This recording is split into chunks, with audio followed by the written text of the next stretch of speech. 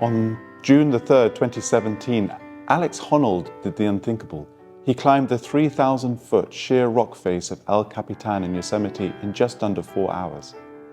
But what's so amazing is that he did it free solo. What's free solo? He did it alone and without ropes. There he is, literally hanging between life and death on a 3,000-foot rock face with no ropes, and all that matters is finding that grip for his fingers and feet. He grips, he lives. No grip, death. And there is only one path, and that is to climb up, to journey up. Just imagine him at the beginning, at the very bottom, nose to the rock face, eyes searching the granite for that first grip.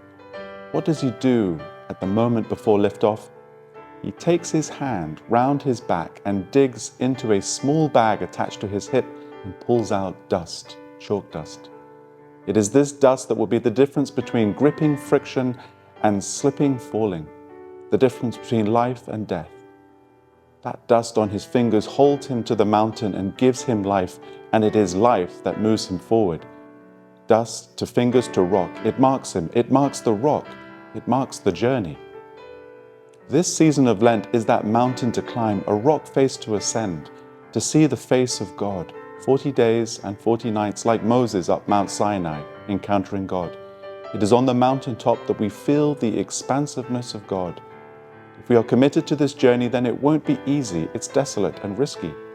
If we wish to remove those ropes, to travel free solo through Lent, then we need to recognize how significant is the dust, the ash that marks our forehead.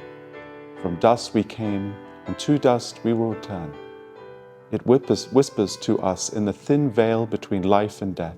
It reminds us how reliant we are on being held up by God. But it speaks to us of life's huge potential. And it's always a choice.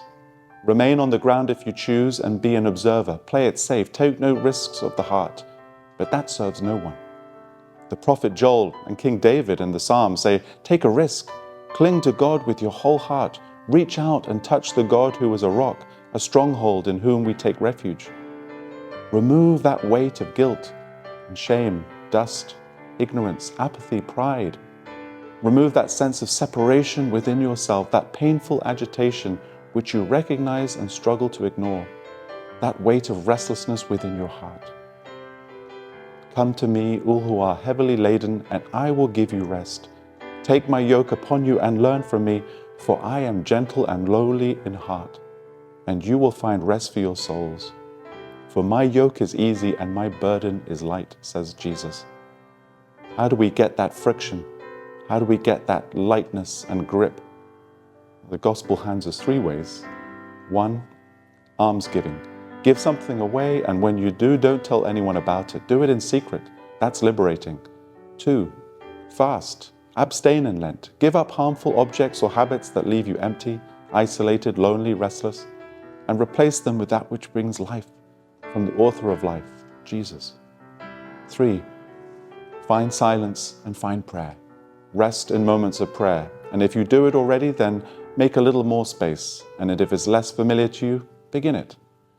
Pray your way through Lent. Go into your inner room, close the door, and pray to your Father in secret. It's a huge risk, like taking off ropes to climb a mountain.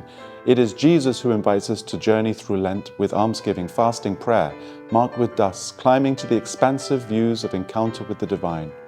You don't need ropes. For this Lent, I challenge you to immerse yourself in the dust and the ashes, and you will rise up like the phoenix, that mythological bird that rose up, full of new life. And your eyes will be open to the awesome reality that within this adventure of the heart, we are made for life with God, and our hearts are restless until they rest in Him. Have a blessed Lent.